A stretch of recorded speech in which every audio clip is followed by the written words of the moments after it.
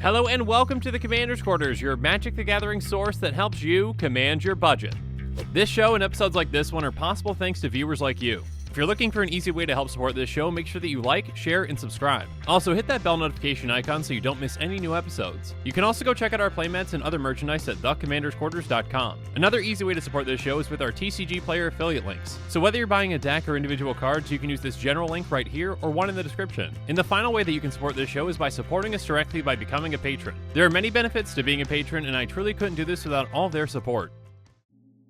Hey everyone, Mitch coming in for the Commander's Core Studio. Welcome to the show. So, really quick, if you haven't seen my episode from earlier today on Acererak, Lord of Unlife, make sure you check that one out at some point because it's a really cool commander. This commander is essentially a one-card combo kind of in itself, and it can really do some really interesting and unique things for you. But speaking of interesting and unique, let's jump into the commander for this episode with Inferno of the Star Mounts. It's a 6/6 dragon with flying and haste, it can't be countered, and it costs 4 red. So already you're getting a pretty good value out of a 6 mana flying dragon that, yeah, can swing right away and it's hard to deal with and your opponents can't counter it. But the really exciting part about this card comes later where it says, pay a red, Inferno of the Star Mounts gets +1/+0 until end of turn. When its power becomes 20 this way, it deals 20 damage to any target. So this is essentially fire breathing and then some, because yeah, again, once we hit that 20, we are dishing out 20 damage. And although typically we can only do this once a turn because, you know, if we just keep using that fire breathing, we'll eventually get to 20, but then if we go higher than 20, we don't get it again. But there are ways to, you know, actually get this trigger multiple times. Because let's say that we've got a way to actually get this commander's power back down under 20, and then we can use that ability again to +1 and get it back up there again. Luckily for us, it does not say this only triggers once a turn, and yeah, here in a little bit, we'll talk about some different ways to kind of manipulate this commander's power so that we can get that trigger multiple times and ping some things for an absolute ton. I mean, being able to dish out 20 damage once in a turn is huge, but being able to do it multiple times, that can easily be game ending in just one turn with some activations of this. And again, all that damage is on top of the fact that this commander is already going to be, well, a 20. We can easily get to a 21 power commander that can easily kill with commander damage again because it's got flying, so it can get through at least one opponent most of the time. So yeah, we can easily take out multiple players with this in one turn. In fact, we can easily win the game in one turn once we're set up. First up though, let's talk about how to kind of get set up and how we can actually get to that 20 power, because yeah, that's not going to be necessarily the easiest thing. Obviously, the first way that you can do it is by, you know, activating this 14 times. That would get you to the 20 power. It would cost a lot of mana, but in mono red, there are plenty of ways that we can actually do that. One of which being a fantastic ritual effect like Mana Geyser, a sorcery for 3 red, and it says add red for each tap land your opponent's control. So yeah, this in a game of Commander, if we've got all 3 of our opponents still alive and they've got a lot of tapped lands, we can easily get an absurd amount of mana with this and then dump it into our Commander and get that activation from there. And also, instead of depending on multiple activations to take a player out, we can also, you know, just double up the amount of damage that our commander is going to be doing. So by planning in advance, we can make our commander twice as effective with something like Gratuitous Violence. It's an enchantment for 2 red, and says if a creature you control would deal damage to a creature or player, it deals double that damage to that creature or player instead. So on top of doubling up our combat damage from our commander, it's also going to double up the trigger. Or I guess I should say the damage from that trigger. So once we hit that 20 power, instead of dishing out 20 damage with that activation, we dish out 40 instead. And yeah, 40 damage can easily take most players out in just one go. And if we want to spend a bit more money, a card like Fire Emancipation can really help us out. It's an enchantment for 3 red, and it says if a source you control will deal damage to a permanent or player, it deals triple that damage to that permanent or player instead. So damage doublers are obviously fantastic, but damage triplers, those are just on a different level. I mean, even without getting our commander up to that 20 power, we just need to use that fire breathing once to make it into a 7/6, and then our commander is a one-shot kill on any of our opponents that I can get through on. But yeah, if we can get to that 20 power on that activation, that's going to be 60 damage to whatever target we want. And yeah, if 40 damage can't take out an opponent, 60 damage is most likely going to. So not only trying to get to our activations, but making the most use out of them can be a great way to build around this commander. Again, with just a little bit of forethought and planning ahead, we can make this commander a lot more efficient. Next up, let's talk about a type of card that can really help out with this commander with equipment. And a great one for this deck can be Loxodon and Warhammer. It's an equipment for 3 that costs 3 to equip, and it says equipped creature gets +3/+0 and has trample and lifelink. So first up, just by equipping this to our commander, it's going to be a 9/6 with flying, haste, trample, and lifelink. So again, it's now a 3-shot kill and it can gain us a lot of life throughout the game, especially when we actually get to that activation. Again, with that activation at 20 power, our commander is going to dish out 20 damage, and thanks to that lifelink, well, we're going to gain 20 life from that. And that's not even counting the life that we're going to gain from actually dealing combat damage as well.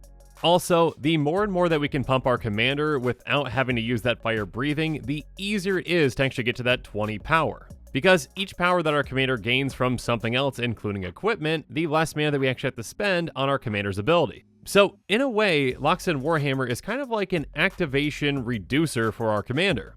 And of course, there are going to be some other equipment that can help us out even more when it comes to this. For example, Blackblade Reforged is an equipment for 2, and it says equip legendary creature for 3, and it says equip creature gets +1/+1 for each land you control. So throughout the game, obviously this can build and build and build, and make it a lot easier for our commander to actually hit that 20 power with those activations. In fact, even just having this equipped to our commander can make it a lot more feasible to get to that activation without using ritual effects. With a +7/+7 on our commander, not only is it going to be a 2-shot kill on hit, but yeah, we don't have to spend nearly as much mana to actually get to that 20 power. But also, with a card like this, you need to keep a few things in mind. Obviously, you're in mono red, so since you don't have access to green, you're not going to have the best land ramp, so yeah, you're probably not going to get this all the way up to, +14/+14 or whatnot.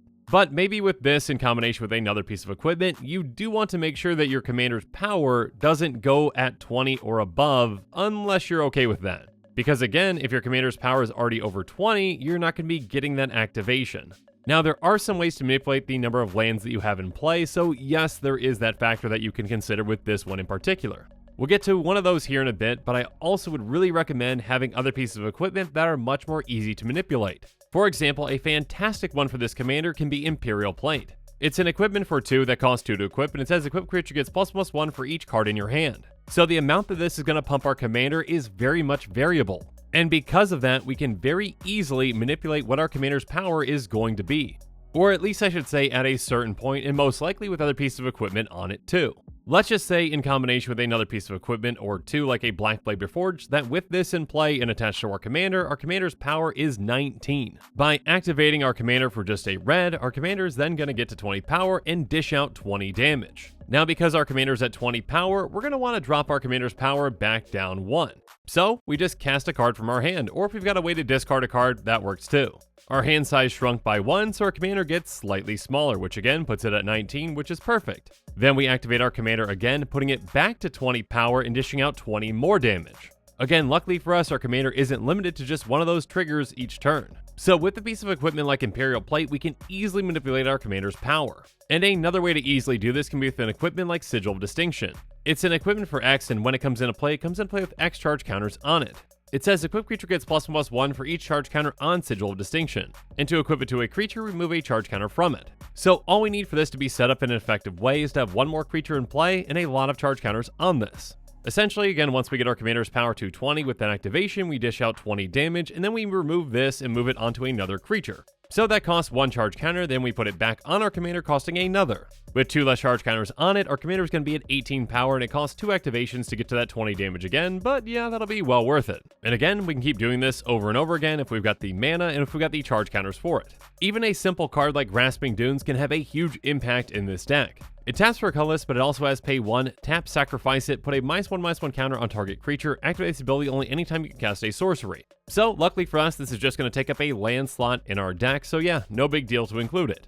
But again, the impact that can have on a turn is huge. We use Fire Breathing to get our commander to 20 power, we dish out that damage, then we pay 1, tap, sacrifice this, make our commander slightly smaller, again getting it down to 19 power, and then we activate it again. So by only taking up a land slot in this deck, this basically equals another activation. Another potential card to consider would be something like Serrated Arrows. As it enters the battlefield, it enters with 3 arrowhead counters on it. We can then tap it to remove an arrowhead counter from it to put a -1/-1 counter on target creature. Although we can only do this 3 times, that's usually going to be enough to help us take out all of our opponents.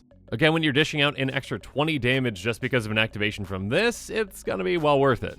Or, you can just turn any of your commander's activation into a one-shot kill no matter what your opponent's life totals are at with something like Rapid Exoskeleton. It's an equipment for 4 and it costs 2 to equip, and it gives equip creature +2/+2, but more importantly, it gives Infect.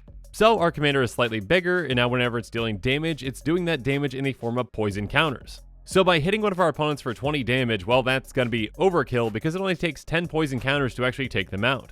But yeah, essentially being able to just ping any opponent down for essentially just 1 red mana once per setup, that can be really huge. And again, if we've got those cards that can help us manipulate our commander's power, well, we can do this more than once in a turn and easily take out each of our opponents.